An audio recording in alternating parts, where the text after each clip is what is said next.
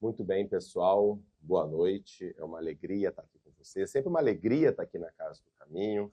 É uma alegria estar com amigos, como a Mirna, como tantos outros.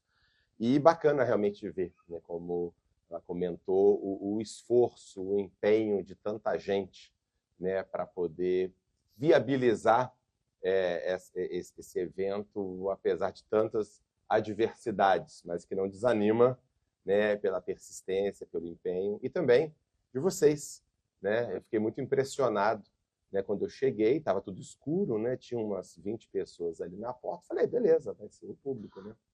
Aí quando ligou a luz, quando o gerador ligou, estava lotado aqui o auditório. Eu fiquei impressionado, estava todo mundo no breu aqui absoluto, aguardando começar. Realmente é muito impressionante. Então, bom, muito bem, sem mais delongas, o que a gente vai apresentar para vocês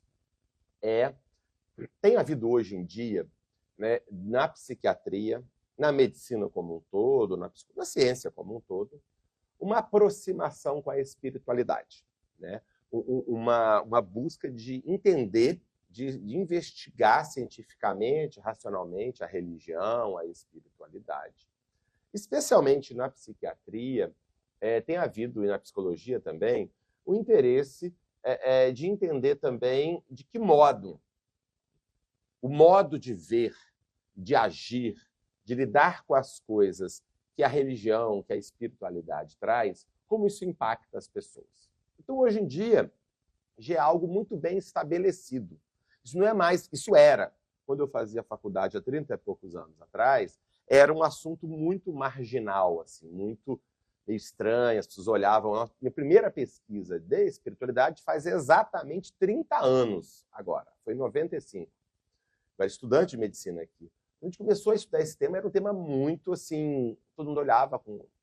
Hoje em dia não, hoje em dia as principais associações médicas do Brasil, por exemplo, do mundo, mas do Brasil, têm grupos de estudo de espiritualidade. Né? A Associação Brasileira de Psiquiatria tem mais de 11 anos, tem uma comissão de espiritualidade. A Sociedade Brasileira de Cardiologia tem uma comissão de espiritualidade. A Sociedade Brasileira de Pediatria, né, Mirna, acabou de criar um grupo de estudo também na área de espiritualidade. Então, isso é uma área que tem crescido de modo muito marcante. Hoje em dia a gente sabe, né, que o maior nível de envolvimento religioso, espiritual, pessoa frequentar. Uma das coisas, inclusive, que mais impacta a saúde na espiritualidade é a frequência regular a um grupo religioso. Frequência semanal. Só para vocês terem uma ideia, um estudo feito pela Universidade de Harvard, que seguiu 70 mil pessoas por 14 anos. E perceberam que as pessoas que no começo do estudo frequentavam um grupo religioso pelo menos uma vez por semana, seguindo ao longo dos 14 anos, essas pessoas morreram 50% menos de qualquer coisa, de mortalidade geral. Isso controlando para sexo, idade, renda, essas coisas. Ou seja, olha o impacto que isso tem sobre os indivíduos. Existe um outro estudo. Então, a frequência ao grupo religioso é uma coisa muito importante por vários fatores. Mas uma coisa tem, e hoje em dia a gente sabe, né, que esse envolvimento religioso, espiritual, está associado hoje em dia de modo muito claro a menor mortalidade geral, menor índice de depressão ou recuperação mais rápida da depressão, menores níveis de problemas de álcool e outras drogas e recuperação mais rápida desses quadros, melhor qualidade de vida, bem-estar e menor mortalidade por suicídio. Esses são os dados mais robustos que nós temos aí. E agora eu vou entrar numa outra área, que é o tema da minha fala hoje, que é de que forma, ou é uma área que tem crescido muito, que é chamado de psicoterapia integrada à espiritualidade.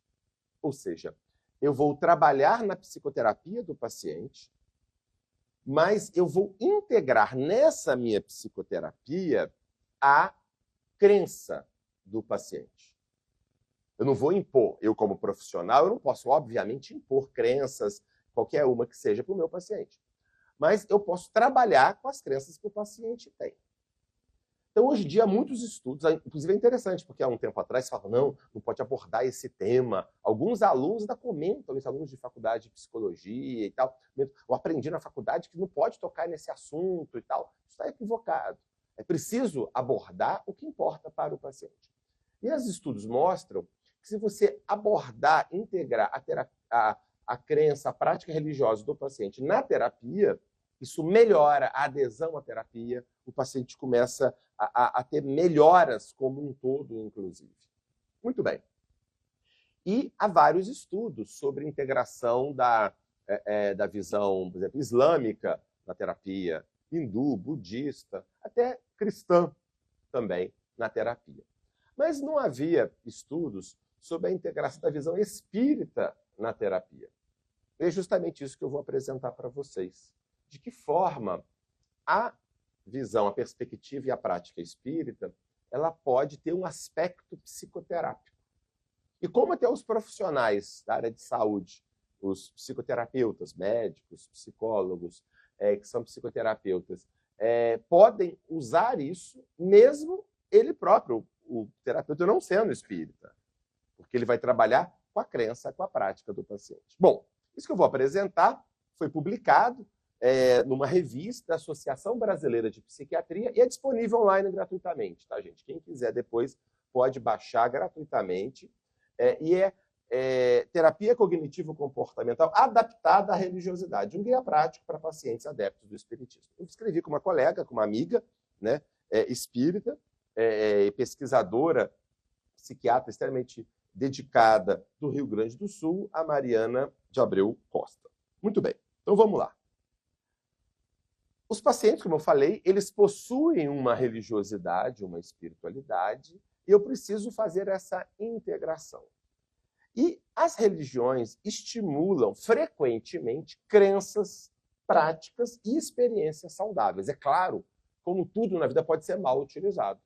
A religião pode ser mal utilizada como qualquer outra coisa. Mas, de um modo geral, há um estímulo de crenças e práticas saudáveis. E é isso que a gente vai enfatizar aqui. Então, vamos lá. Um dos aspectos fundamentais da gente entender, até do aspecto psicoterápico do espiritismo, tem a ver com a cosmovisão. O que é cosmovisão? É a visão que eu tenho do todo. Visão do que é a vida, do que existe no mundo, qual é o sentido das coisas, qual é o propósito de eu estar aqui. Por exemplo, por que vocês vieram aqui nessa quinta-feira chuvosa, teve uma chuva de granizo violenta na cidade, estava sem luz, estavam aqui no escuro. Por que vocês escolheram isso? Por causa da cosmovisão de vocês. Eu escolho, o que eu escolho fazer é baseado naquilo que eu acho que é importante e aquilo que não é importante. O que eu valorizo e aquilo que eu não valorizo. Esse é um ponto importante. Bom, e dentro da visão espírita está uma ideia inicial, fundamental, que é a ideia de que nós somos espíritos imortais. Né? Então, a questão básica na visão espírita é que, né, existe Deus, né, existe um Deus que vela por tudo, né, essa vida, um Deus criador, justo, bondoso, amoroso, onipotente, que criou tudo, criou com ordem, com amor, com bem, e tem Deus, e nós, todos nós, segundo a visão espírita, somos espíritos imortais. Este corpo é uma coisa importante, mas ele é transitório. Essa é uma ideia crucial, nós vamos falar a importância disso. E nós, não só somos um espírito imortal, e esse espírito imortal ele está encarnado aqui para uma experiência transitória de aprendizado. Tudo isso é a cosmovisão, tá certo? Eu estou numa experiência transitória de aprendizado. Esse meu corpo é uma ferramenta extremamente importante, útil, mas transitório. Mas eu estou aqui, não estou a passeio, não estou aqui só para curtição, não estou aqui por um acaso. Eu estou aqui para aprender e para auxiliar. Tá certo? E como, segundo a própria visão espírita, no Livro dos Espíritos, tem uma pergunta: qual o objetivo da encarnação? Ele vai falar que é o nosso aprimoramento intelectual e moral e, uma parte que eu acho muito bonita, fazer a parte que nos toca na obra da criação. Eu sou co-criador, eu sou filho de Deus. E eu tenho que fazer a parte que me toca na obra da criação. E o que eu posso contribuir para a criação? Ou seja, E aí vem uma outra passagem no Livro dos Espíritos que fala: cabe-nos, entre as coisas da nossa vida, melhorar as nossas vidas, as nossas instituições, por meios diretos e materiais. O que eu posso fazer para melhorar aonde eu vivo? Para melhorar o centro espírita que eu participo? Para melhorar a escola onde eu estudo, a faculdade onde eu estudo, o trabalho onde eu estou, a vizinhança onde eu estou? O que eu posso fazer? Eu estou aqui para isso. Então, essa é uma outra visão fundamental. Outro ponto fundamental da visão espírita é a noção de progresso, de evolução, de desenvolvimento, de aquisição progressiva de habilidades, de conhecimento. Mas esse progresso acontece com duas ferramentas fundamentais, que é o livre-arbítrio, ou seja, eu tenho a capacidade de escolher. Eu sou, claro, influenciado pelo meu corpo. Eu sou influenciado pelo ambiente que eu estou à minha volta. Mas isso não me determina. Eu não sou condenado a agir de tal ou tal forma porque eu nasci em tal lugar, em tal família, porque eu aprendi isso ou aquilo. Sempre eu posso me sobrepor a isso. Isso é a noção fundamental de livre-arbítrio. Esse é um tema fundamental. Saiu na Veja esse final de semana, nas páginas amarelas, uma entrevista com um neurocientista dizendo que a livre-arbítrio é uma ilusão, que tudo é o cérebro que escolhe. Claro, para quem é materialista, no sentido de que só existe matéria, de que o cérebro, as conexões do neurônio, as atividades elétrico-químicas do cérebro que geram a mente, para o materialista é isso, é verdade que não tem livre-arbítrio, ele está só coerente. Mas é falso dizer que a ciência mostrou que não tem livre-arbítrio. Isso não existe, isso é falso. Ele fala isso, mas está errado. Nenhum cientista sério, que analisa sério, sabe que isso não é verdade. Mas então, a questão do livre-arbítrio é uma questão polêmica, né? Mas o fato é que, na visão espírita, como na visão cristã como um todo, o livre-arbítrio é algo essencial. Inclusive, é uma das grandes explicações, né? Se Deus é bom, por que existe o mal? São um dos grandes problemas polêmicos da história aí da civilização. Se Deus é bom, por que existe o mal? A resposta padrão, que vem desde Santo Agostinho, é que Deus nos ama, mas ele não nos queria que a gente fosse robôs. Ele nos criou a sua imagem e semelhança com liberdade e capacidade de escolha e de entendimento. Então eu tenho liberdade para escolher, inclusive para escolher errado. Mas existe a responsabilidade, as consequências da ação. Nós vamos falar um pouco sobre isso. E, por fim, uma outra ideia fundamental dentro da visão espírita é a ideia da reencarnação. Ou seja, eu estou num processo evolutivo, mas esse processo evolutivo não tem como fazer numa vida só, todo mundo sabe. Ninguém consegue numa vida só, em 70, 80, 100 anos, que seja aprender tudo que é preciso, do ponto de vista moral, do ponto de vista intelectual, do ponto de vista humano. Não é possível. Então, a ideia de que é necessário voltar, ter múltiplas experiências, e isso ajudaria a entender as dores e os desafios da vida, que vão gerar uma resignação ativa. Ou seja, existem situações da vida que eu vou... Primeiro, a vida traz desafios, oportunidades de enfrentamento, como aconteceu aqui agora, nessa situação. Surgiram imprevistos, que a gente não tinha, e vamos trabalhar com o que tem. Vamos, resignação ativa. Eu estava conversando com a Mirna sobre isso, né? Vamos fazer o possível. Se não for possível, é porque não era para ser. Simplesmente assim. Então a gente estava resignado. Inclusive, quando ele me ligou, falou: olha, cancelou. Falei, tudo bem. Cancelou, mas se precisar, nós estamos aí. Daqui a 10 minutos, descancelou. Beleza. Estamos aqui de volta. Ou seja, resignação ativa é o seguinte: eu vou tentar fazer o que está ao meu alcance para mudar a situação, de acordo com o que eu acho que deve. Se não for possível, eu aceito. Como o próprio Kardec diz, a resignação verdadeira é aceitar com serenidade e paciência aquilo que não pode ser mudado. E não ficar de braço cruzado frente a problemas, segundo o próprio Kardec, é mais preguiça do que virtude. Tá certo? Então, a resignação, ela é aceitar aquilo que não pode ser mudado. Como diz uma oração muito comum nos alcoólicos anônimos, a oração da serenidade, muitos devem conhecer. É um dos segredos da vida, né? Concedei-me, Senhor, a coragem para mudar o que pode ser mudado. a serenidade para aceitar o que não pode ser mudado e a sabedoria para separar um do outro. Que quantas vezes na vida, isso é muito importante, a gente vê muito isso na vida real, no dia a dia e na minha prática de psiquiatria, né? O que a gente vê, quantas vezes a gente gasta uma energia danada lutando e brigando com o que não tem jeito e deixa de focar naquilo que você pode fazer. Já viu? Na vida, às vezes, tem um problema, o que já aconteceu, o que o outro está fazendo, coisa que você não tem como mudar. Você fica lutando, e brigando, e revoltado, e reclamando, gastando toda a energia nisso. E aquilo de concreto que você pode fazer, a gente não faz. Isso é muito frequente, né? Então é muito importante ter essa clareza. E, por fim, a reencarnação é entendida como uma oportunidade a ser aproveitada. Tá? Então essas são algumas ideias centrais da cosmovisão espírita, que o Kardec chama de ponto de vista. Tá? Na introdução do Evangelho segundo o Espiritismo, tem o capítulo, acho que 2, Meu Reino é deste Mundo, tem o chamado O Ponto de Vista. Ele é crucial, nós vamos falar mais sobre ele. Agora, uma outra coisa muito interessante, que vale a pena entender dentro da cosmovisão espírita, que se encaixa com uma questão comportamental, da teoria comportamental da psicologia do comportamento humano, que é o seguinte. Isso aqui, a questão é a seguinte, como que Deus, dentro da visão espírita, como que Deus pega um espírito simples e ignorante, né? Segundo a visão espírita, nós somos criados simples e ignorantes, sem conhecimento, ignorante sem conhecimento e simples. Não tem vício e nem virtude.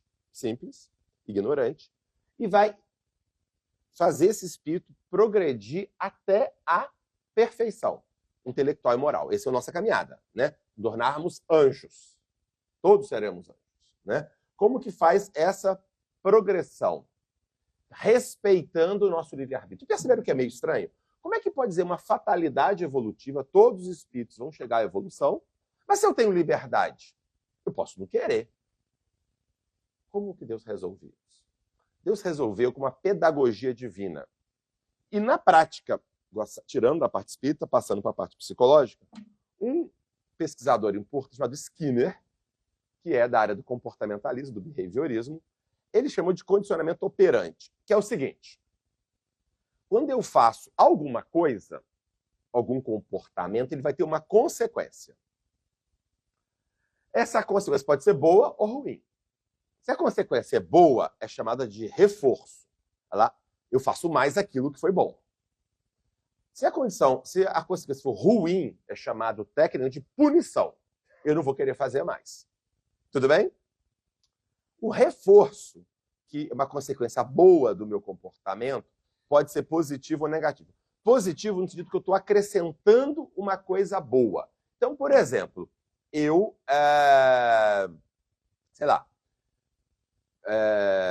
encontrei um amigo e eu fiquei feliz. Aquilo foi bom.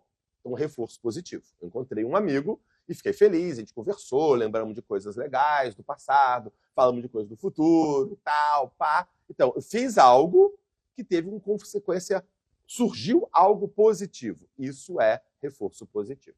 Acrescentou uma coisa boa. Mas também pode ser bom alguma coisa que eu faço que alivia uma coisa ruim. Eu estou sentado na cadeira. E aí começa a doer a posição. Eu mudo a posição, aliviou. Beleza, então eu vou fazer isso. Então, quando eu faço algo que alivia um desconforto, também é bom. Tá certo? Então, por exemplo, isso é uma... pegar um exemplo qualquer aqui. Por exemplo, uma criança está fazendo uma coisa qualquer e ela está, então, de castigo. Quando ela começa a fazer certo, ela sai do castigo. Então, isso é um reforço negativo. Ou seja, eu tirei o sofrimento dela para ela poder continuar fazendo a coisa certa. Então, é isso. Resumo da ópera. Quando uma ação traz uma coisa boa ou alivia uma coisa ruim, eu mantenho, eu faço mais dessa ação. Certo? Com animal e com gente. Agora, a punição é o contrário. Eu faço algo que traz um desconforto. Ativo gera um sofrimento, é a punição positiva, aquilo gerou um desconforto que eu fiz. Por exemplo, eu comi demais e passei mal. Então, isso é uma punição positiva, ou seja, surgiu um sofrimento. Ou uma punição negativa. Eu tiro uma coisa boa.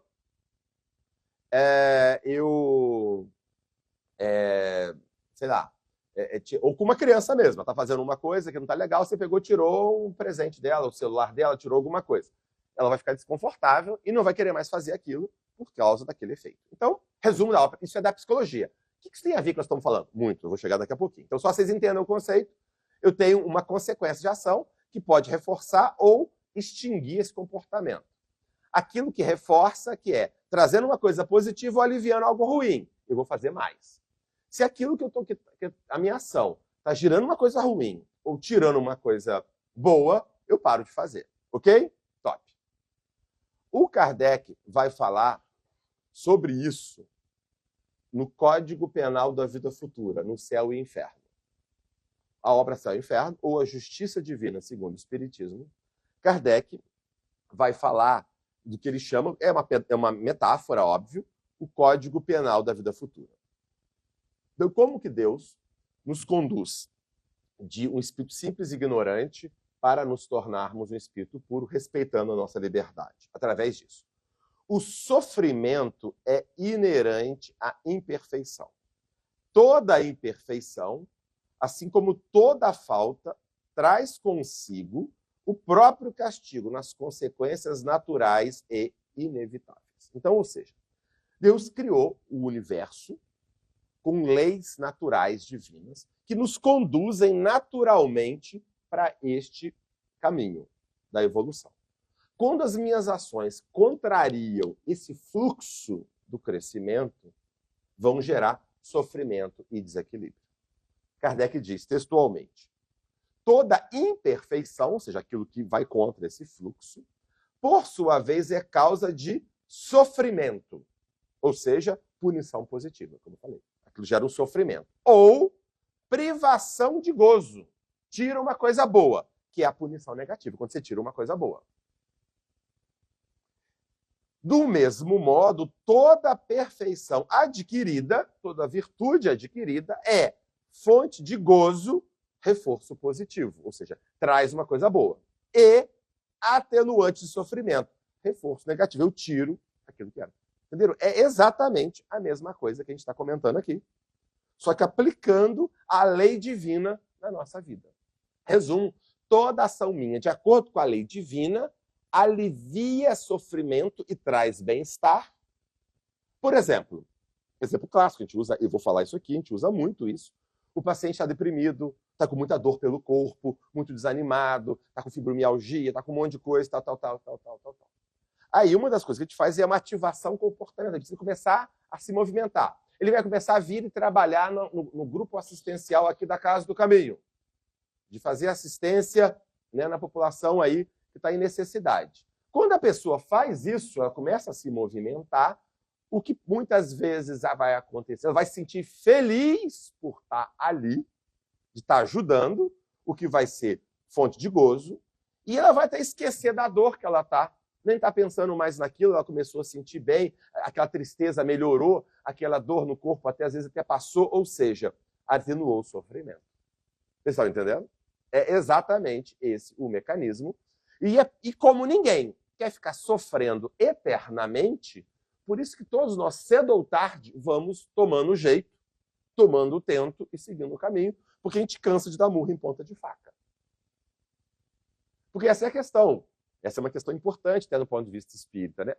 Vou deixar para a encarnação que vem, né? Deixa isso para depois, vou melhorar isso depois. Pode? Claro que pode. A questão é, convém? Porque toda imperfeição é uma fonte de sofrimento e de privação de gozo. Posso. Minha perna está infeccionada, estou com uma ferida infectada. Eu vou deixar isso para a semana que vem para tratar. Pode. Só que pode piorar.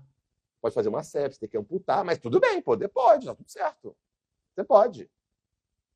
Convém, como diz Paulo de Tarso, tudo me é lícito, mas nem tudo me convém. Tudo me é permitido, mas nem tudo edifica. Perfeito? Está claro isso? Beleza. E aí, no capítulo 2 do Evangelho segundo o Espiritismo, no capítulo do ponto de vista, como eu falei com vocês, que é um capítulo, gente, que é primoroso. Precisam ler. Tem que chegar em casa e ler com calma. Capítulo 2, um item chamado O Ponto de Vista.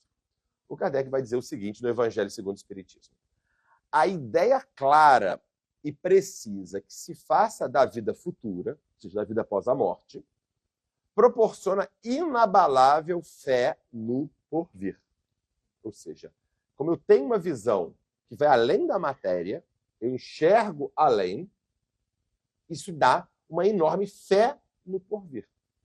Que é a visão que o próprio Jesus trazia da vida futura. Ele falava do bem-aventurado dos aflitos, ele trazia uma série de otimismos, de visão, que fazia você superar todas as dificuldades que existiam pela noção de uma fé no futuro. Isso que permitia que os cristãos primitivos fossem para a boca do leão cantando, porque ele sabia que aquilo não era o fim. Isso muda radicalmente tudo. Muda completamente o ponto de vista sob o qual encaram a vida terrena. Muda tudo. Porque a vida não começa no berço, não termina no túmulo. Ela começou antes e termina depois. Isso aqui apenas é um capítulo de uma grande novela.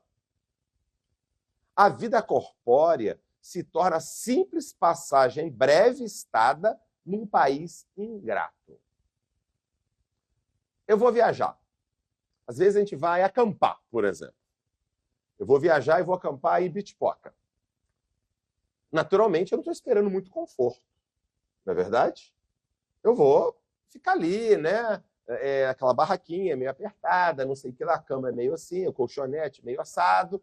Mas tudo bem, porque eu sei que eu vou ficar ali 2, 3 dias. Se eu fosse ficar a vida inteira ali, eu ia ficar meio chateado. Mas ficar 2, 3 dias, com tudo, vale a pena, porque é só uma passagem. Eu não estou ali por causa do colchonete na barraca. Eu estou ali por causa do passeio, por causa do que eu vou ver, de tudo mais. Então, eu tolero aquilo porque eu sei que ali é passageiro. Agora, se eu achasse que minha vida inteira era ficar ali, ia ficar meio complicado. A mesma coisa, a vida material. Se eu entendo que é uma simples passagem num país ingrato, não é tudo, muda completamente. As vicissitudes e tribulações da vida não passam de incidentes que ele suporta com paciência, por sabê-las de curta duração, devendo seguir-se a um estado mais ditoso. Isso é fundamental. Isso muda tudo. A vida que eu estou passando, as dificuldades, todas vão passar. Ou nesta vida, ou numa outra. A maioria passa nessa mesmo. A imensa maioria. Mas algumas vão passar depois. E tudo bem, faz parte. Isso muda totalmente a situação. Daquele desespero. Eu enxergo a coisa muito mais ampla. O Kardec usa nesse mesmo texto, é como uma criança que quando perde um brinquedinho, parece que o mundo acabou. Pô, é só um brinquedinho. Para a criança parece que o mundo acabou. E a gente às vezes parece essa criança que perdeu o brinquedinho e o mundo acabou. Porque às vezes eu não tive o emprego que eu queria, eu tive uma doença, eu tive alguma coisa. Aquilo, claro, não minimizando que isso não seja importante. Mas a vida é muito mais do que tudo isso. Quando eu enxergo de modo mais amplo, muda completamente de figura. Esse é um aspecto psicoterapêutico importante.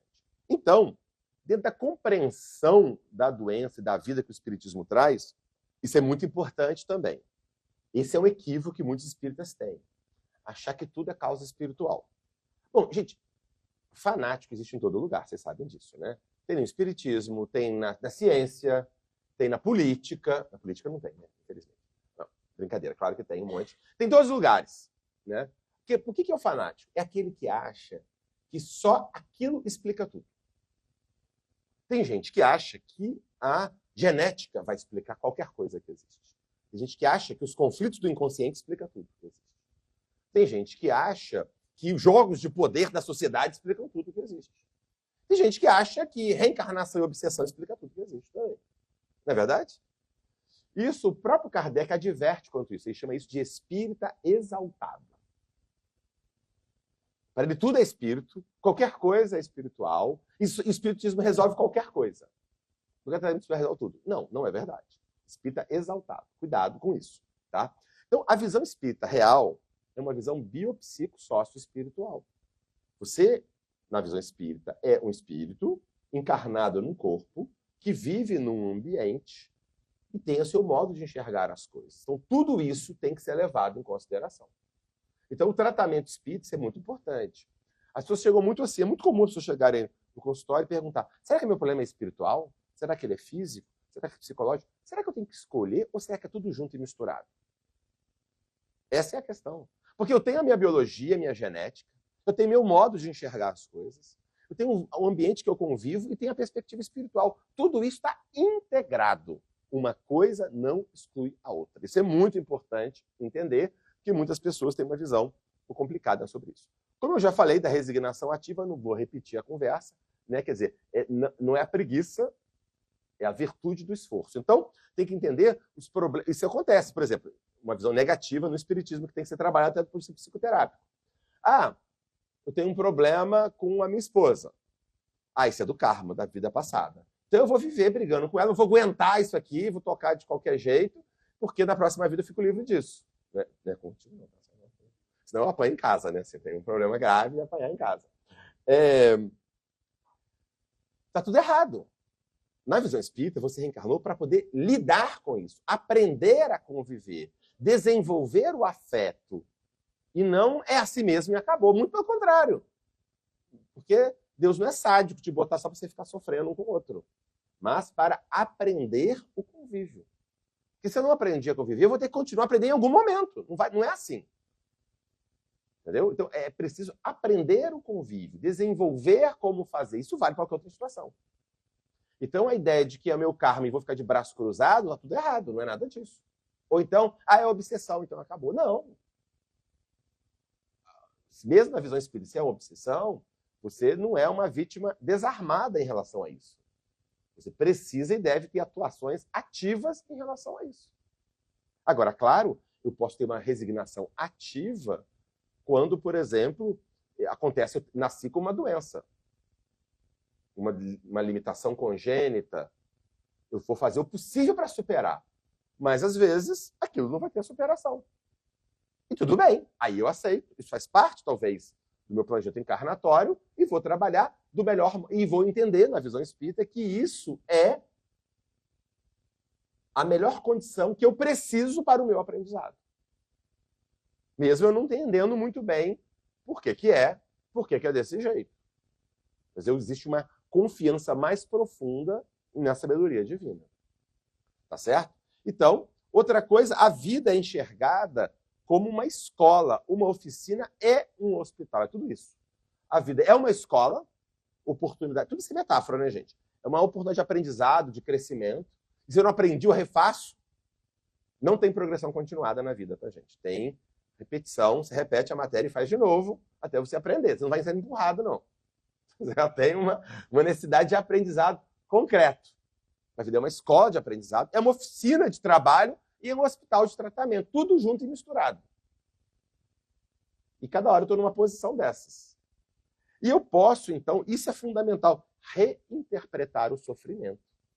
Porque numa visão, às vezes, puramente materialista, sofrimento é uma coisa caótica, sem sentido e sem propósito, que te atinge por um acaso. Ou, às vezes, numa visão não reencarnacionista, por exemplo, é muito difícil de entender, às vezes, certos sofrimentos.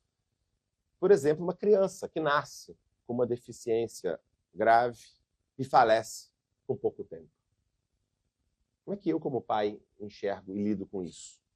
Sem uma visão reencarnacionista. Qual é a justiça de Deus? E aquele espírito? O que aconteceu com ele?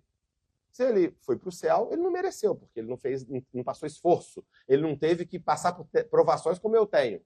E o outro, se por outro lado, você vai para o inferno, também não merece. Aí ele vai para o limbo, mas também no meio termo ele não teve a chance de poder ir para o céu. Quer dizer, não faz sentido. Aquilo gera, muitas vezes, um conflito, muitas vezes. Então, nós vamos reinterpretar o sofrimento dentro da visão espírita com uma causa justa e útil. Isso é muito importante.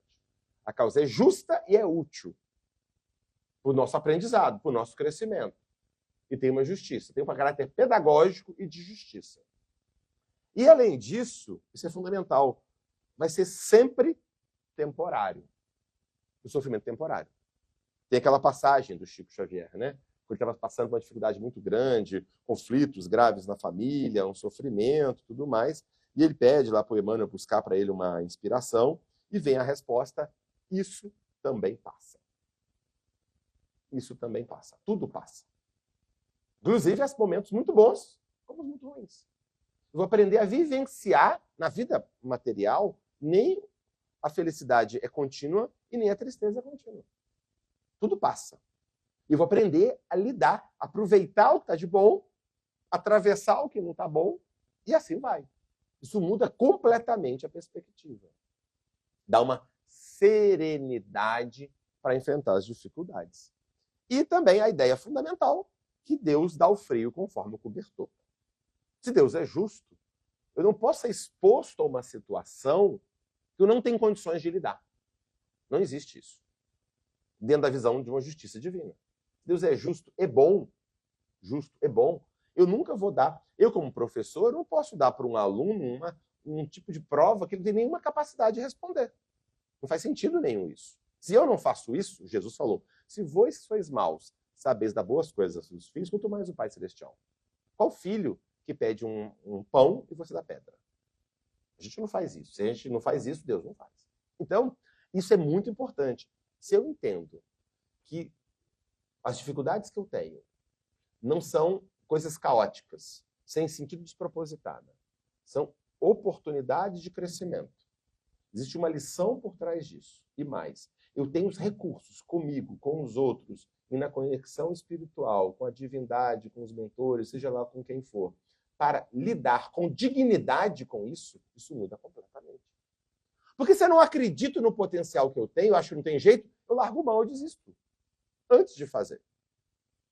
Agora, se eu sei que eu tenho a capacidade, e se eu tenho essa confiança profunda na divindade, de que o que está acontecendo, eu tenho capacidade de enfrentamento, isso muda radicalmente tudo. Ok? Então, é um outro aspecto fundamental cognitivo, de como eu estou enxergando o mundo. E aí, dentro disso, vem uma passagem que eu acho que é uma das mais bonitas do Livro dos Espíritos, que é uma resposta de Paulo Apóstolo na questão 1009 do Livro dos Espíritos, que é o seguinte: quem é, com efeito, o culpado? O culpado de alguma coisa. É aquele que, por um desvio, por um falso movimento, se afasta do objetivo da criação, que consiste no culto harmonioso do belo e do bem, idealizados pelo arquétipo humano, pelo homem-deus, por Jesus Cristo. Ou seja, qual que é a ideia do culpado? A ideia do culpado, eu tenho um objetivo, a minha meta, né? Eu tenho, como se diz no grego, eu tenho um telos, para onde ir. Eu tenho um propósito, eu sou herdeiro de Deus, eu sou criado à sua imagem e semelhança, eu sou destinado a buscar me aproximar cada vez mais disso, que é o culto harmonioso do belo e do bem, que foi personificado do modo mais perfeito possível por Jesus. Como disse no Livro dos Espíritos, Jesus é o mais desenvolvido espírito já reencarnado, o espírito puro que já reencarnou sobre a Terra, que é o nosso modelo e guia. Modelo é aquilo que você imita e guia é aquilo que você segue. Ele é o modelo e guia. Ele é a personificação mais perfeita, é o arquétipo deste culto harmonioso do belo e do bem. Ele é o modelo a ser seguido. Quando eu me desvio disso, é um falso movimento da alma, eu me desviei. Inclusive, a ideia de pecado vem daí. As pessoas têm muito, pecado, isso aqui. A palavra pecado, ela vem do grego, do Novo Testamento, do grego, que é amartia. Amartia no grego significa errar o alvo. Eu, se eu lanço uma flecha e eu erro o alvo, eu faço uma amartia. Eu errei o alvo. Então, o pecado é quando eu erro o meu alvo. É exatamente isso. Quando eu me afasto dessa harmonia, deste equilíbrio na vida. E ele continua. E o que é o... Então, o culpado é isso. O culpado é você desviou do culto harmonioso do belo e do bem, que é nosso objetivo. E o que é o castigo? Tem tudo a ver com o que a gente conversou antes. O castigo é a consequência natural derivada deste falso movimento. Certa soma de dores necessária a desgostá-lo da sua deformidade pela experimentação do sofrimento. Dentro daquela regra lá, o castigo ele vai gerar sofrimento, aliviar tirar aquilo que é bom. Para quê? Para eu desgostar desse desequilíbrio. Isso não está bom. Isso está gerando sofrimento. Está impedindo que eu obtenha a satisfação que eu gostaria de ter. O castigo é o aguilhão, aquela coisa que aponta, às vezes, poder guiar o gado, é o aguilhão que estimula a alma, pela amargura, a se dobrar sobre si mesma. Humildade, muitas vezes. E buscar o porto de salvação. O castigo só tem por fim a reabilitação, a redenção. Então, o sofrimento é consequência natural deste falso movimento e tem uma função pedagógica de aprender. Agora, se eu não quero aprender por falta de humildade, por orgulho, não, eu estou certo, eu fiz certo, a culpa é do outro, é do fulano, é do Beltrano, é da minha mãe, é do obsessor, é do karma, eu boto a culpa em todo mundo e não assumo a minha responsabilidade. Isso impede o quê? Eu corrigir a causa do problema. Botar a culpa em todo mundo alivia na hora, mas não resolve o problema, porque o problema continua existindo. O desvio continua existindo, gerando desarmonia. Até que uma hora eu me dobro sobre mim mesmo. Eu reconheço a minha contribuição nisso. O meu desequilíbrio que está gerando isso. Para eu poder fazer a minha mudança. Essa é um caráter fundamental dentro da visão. Caminhando mais para frente, tudo isso faz parte da parte cognitiva, da compreensão. Mas existe uma parte comportamental da terapia que o Espiritismo proporciona, que é, nós temos dentro da visão psicoterápica, chamada ativação comportamental, como eu já falei, que é o que acontece às vezes num quadro depressivo, por exemplo? Eu fico desanimado pela depressão, as coisas ficam meio sem graça, fico desanimado. Aí eu paro de fazer as coisas. Quanto mais eu paro, mais desanimado e mais triste eu fico. Aí menos coisa eu faço. Aí mais desanimado, aí eu vou ficando numa espiral depressiva. Eu fico na cama o dia inteiro, trancado, no escuro, mexendo no celular, e fica por ali, e fica por isso mesmo. Não melhora nunca disso. Uma das coisas fundamentais é uma ativação comportamental. Eu começo a me mobilizar. Eu faço aquele esforço e começo a sair. Começo a fazer alguma coisa, faço uma caminhada, venho aqui ao centro, começo a fazer uma atividade, começo a ajudar, começo não sei o que lá, e aquilo começa a me sentir bem. Eu fico um pouco mais animado. Não está tão bem, mas já ficou melhor. E aí eu começo a fazer mais. Aí eu começo a gerar uma espiral saudável, positiva. Por isso, dentro do Livro dos Espíritos, a lei de trabalho. Lembrando que trabalho é toda ocupação útil. Toda ocupação útil é trabalho. E vem uma questão muito interessante nesse sentido. Ah, mas eu não consigo ser útil.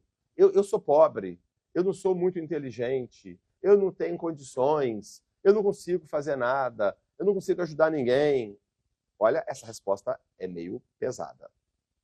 Não há dia na existência que não ofereça a quem não se ache cego pelo egoísmo, ou seja, quem não fica só olhando para o seu umbigo. Quem não está cego pelo egoísmo, não tem dia na existência que não tenha oportunidade de praticar o bem. Porque fazer o bem não é apenas em ser caridoso, no sentido de fazer, dar alguma coisa para alguém, dar uma esmola e tudo mais. Mas em ser útil, na medida do possível, todas as vezes que o concurso vem a ser necessário. Ou seja, o egoísta, como ele olha só a si mesmo, ele nunca vê a necessidade dos outros. Ele vê só a dele. Então, não consigo ajudar ninguém, mas, claro, eu não estou nem vendo as pessoas. Agora, se eu não estou cego pelo egoísmo, estou olhando para os outros, eu vou vendo as necessidades. O que a pessoa está precisando? Pode estar precisando que ajude a subir aqui a escada. Pode estar precisando que leve uma coisa ali. Pode estar precisando que eu dê um abraço. Pode estar precisando de um dinheiro. Pode de qualquer coisa. Todas as vezes, ou seja, eu tenho que ter um olhos de ver, olhar para o mundo e pensar. Olhar para a situação. Como eu posso ser útil nessa situação? A gente tem muita aquela atitude, né? Alguém tem que fazer alguma coisa. Alguém, cara pálida. Sou eu, frequentemente. A pergunta tem que ser assim, o que eu posso fazer para tornar melhor a vida daquela pessoa, o ambiente que eu estou, o meu trabalho, a minha vizinhança, o meu país, seja lá o que for. Ok? Então, isso faz parte da ativação comportamental. Então, vai haver um estímulo aos vínculos sociais e familiares, né? A lei de sociedade, né, da visão espírita, ou seja, a ênfase da busca da família, dos amigos, de procurar fazer o bem, isso faz parte do processo terapêutico. Como eu falei, dentro da ativação comportamental é muito útil vir ao centro espírita, frequentar, participar, trabalho de caridade, trabalho voluntário. Outra coisa que a gente aprende muito num convívio saudável, modelos de enfrentamento saudável de problemas. Isso é muito importante. A gente vai vendo no dia a dia, a Mirna comentou uma situação que ela estava tendo, né, de dificuldade, e a dona Isabel ajudou-a a perceber um modo mais saudável de lidar com o problema. A gente vai vendo muito isso. Outras pessoas que estão buscando acertar, buscando o bem. E eu vejo exemplos, tanto na literatura espírita, muitas vezes, casos do Chico Xavier, quantos casos a gente vai ver modos, modelagem de comportamento, como que lida de modo saudável e mais sereno com certas coisas. Eu leio uma obra, vou ler já há 2000 anos, por exemplo. O exemplo da Lívia, por exemplo. Capacidade de enfrentamento, ou seja, isso são modelos que são efeitos terapêuticos extremamente importantes. Toda religião tem exemplos de pessoas que superaram dificuldades e sofrimento, como lidaram com os erros, como recuperaram. A prece, a atitude da prece, né, de serenidade. Todo dia tem um momento que você tira para fazer uma leitura espiritual, para refletir sobre a vida, fazer uma oração para buscar serenidade e tranquilidade. E tudo isso está demonstrado que fazer essas atividades tem impacto positivo sobre a saúde mental, sobre a ansiedade, sobre a depressão e tudo mais. Quando eu estou ansioso, desesperado com um problema, em vez de eu parar e ficar desesperado e pirando no negócio, para, ora, serena o coração, pede inspiração.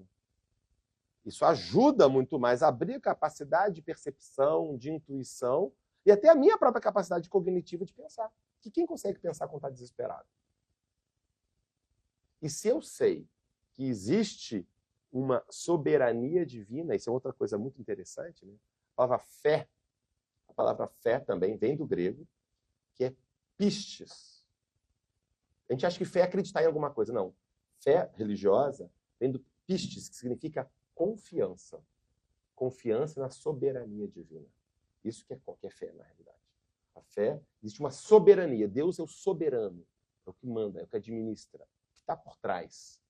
Então eu tenho uma fé, uma confiança de que, no fundo, as coisas não estão largadas. No final, tudo vai dar certo. De uma certa maneira, não tenha dúvida. Na visão espírita, por exemplo, se nós somos um espírito imortal, eu tenho um amigo que brinca que nós somos super-homens sem criptonita. Já pararam para pensar nisso? Você é indestrutível. Pode jogar uma bomba atômica agora em cima de você, vai desintegrar os seus átomos, mas você continua vivo. Entenderam? Já perceberam isso? Entenderam o impacto que tem esta percepção? Isso é absolutamente fundamental, né? Então, outra coisa também, música. Ouvimos música aqui, né? O quanto a música nos eleva. O quanto, às vezes, em situação de dificuldade, eu estou meio angustiado, às vezes eu começo a cantar uma música só para poder me serenar, muitas vezes. A gente não faz isso muitas vezes. Isso é fundamental. São estratégias de enfrentamento que eu vou tendo. Olha o pacote de recursos que a gente vai tendo. E óbvio que isso vai ter um impacto positivo sobre a saúde mental. Palestra, assistir palestra online, quem está nos assistindo aqui agora pelo Instagram, né? E tudo mais, assistir palestras online, assistir filmes, séries. Quem já viu The Chosen? Levanta a mão. Bom, e quem não viu, está perdendo, tá? Só estou dizendo isso. Está no cinema, inclusive, agora a quinta temporada, né? É quinta? Quarta, sei lá. Quinta, né? Quinta. Começou hoje, inclusive, né? Eu ia assistir, não assisti, porque eu estou aqui com vocês, tá? Eu ia comprar lá para assistir. Com alegria, eu estou aqui, né? Então, The Chosen, imperdível, imperdível. Você vai aprendendo modelos, modo de lidar, ou seja, esse é um pacote de promoção de saúde mental, de combate à depressão, de combate a... Então, esses são os exemplos. Então, eu estou passando, fiz um panorama de que forma o Espiritismo pode ajudar a combater a depressão, a ansiedade e outros problemas, né, existenciais, sintomas de saúde mental. Agora, claro, também, não quer dizer que isso sozinho necessariamente vai resolver. Muitas vezes vai precisar da medicação. Tomar antidepressivo, fazer psicoterapia. Às vezes isso vai ser suficiente, às vezes não. vai depender de cada um. E tudo bem também. Que bom que tem um tratamento, que bom que tem medicação. Imagina que se fosse, gente, há 70 anos atrás não existiria nenhum antidepressivo que funcionava. Nenhum. Zero. Você tem noção do que é isso? Nenhum. É uma benção ter, hoje em dia, a necessidade de tomar medicação correta, no tempo certo, de modo adequado, com dose correta, tá tudo certo, isso é ótimo. Então, uma coisa não exclui a outra, mas se complementa dentro da abordagem biopsicossócio-espiritual. Ok? E para finalizar, dentro dessa visão, dessa cosmovisão, dessa visão de que existe algo além, que nós somos mais algo além desse corpo, a gente vai estar, tendo daqui a pouco um momento de autógrafo, para quem tiver interesse. A gente publicou um livro chamado Ciência da Vida Após a Morte. Né? Esse livro foi publicado originalmente em inglês pela principal editora científica do mundo, a Springer Nature. Pela primeira vez, uma grande editora publica um livro sobre o que existe de evidência científica da vida após a morte. De que nós somos algo além desse corpo que pode sobreviver. Tá certo? Então a gente analisa, é um livro curto, de apenas 100 páginas, que foi publicado academicamente, mas ele é aberto para... Ele é escrito de tal forma que o público todo possa ler, as pessoas no geral, para compreender um pouco mais o seguinte. O que tem de pesquisa atual sobre mediunidade, sobre reencarnação, sobre experiência de quase-morte, sobre visões, experiência final de vida? O que tem de pesquisa sobre isso? Quais são as limitações? Quais são as críticas? Qual é a possibilidade sobre isso? E aí, felizmente, o livro foi traduzido depois para o espanhol, para o alemão, para o português. Está aqui disponível. Tem saído resenhas no mundo inteiro sobre isso. E a mídia, a gente deu uma excelente cobertura também. Várias matérias na Folha de São Paulo, a matéria mais vista da Folha de São Paulo no dia foi baseado no artigo sobre o livro e tudo mais. E tal. Então fica aí, quem tiver interesse, depois de conhecer a obra e quiser um autógrafo, a gente tem um prazer de estar conversando com vocês. Aqui fica também, quem quiser o artigo da minha aula hoje, é esse QR Code. Se você pegar esse QR Code aqui, você consegue baixar o artigo agora, na hora, para vocês baixarem e lerem, depois com mais detalhes, esse aspecto psicoterapêutico do Espiritismo. Também nas nossas redes sociais, no Face e no Insta, e também no X, a gente está sempre colocando, toda semana, várias vezes, pequenos vídeos sobre pesquisa, sobre dicas de ciência, saúde e espiritualidade. E também na TV NUPS, que é o canal NUPS, é o nosso Núcleo de Pesquisa, Espiritualidade e Saúde da Universidade Federal de Juiz de Fora. Temos mais de 400 vídeos sobre ciência, saúde e espiritualidade, diversos autores, 80 autores de 15 países, cobrindo o tema. Inclusive, a gente acabou de colocar lá, quem quiser, a gente teve um congresso, o CONUPS, o Congresso Internacional de Ciência, Saúde e Espiritualidade, do qual muitas pessoas aqui participaram. Tivemos a felicidade de ter quase 700 participantes, 120 cidades, de 20 estados, de 21 estados do Brasil. E a conferência que a gente fez sobre cosmovisão, sobre o impacto da cosmovisão, visão materialista ou não materialista sobre a vida, também acabou de estar lá disponível. Então, quem quiser também, fica aí. Então, eu queria, mais uma vez, agradecer profundamente a oportunidade de estar aqui com vocês. Espero ter trazido reflexões que possam ser úteis para a vida de vocês. Esse é o objetivo nosso. Muitíssimo obrigado. Uma boa noite.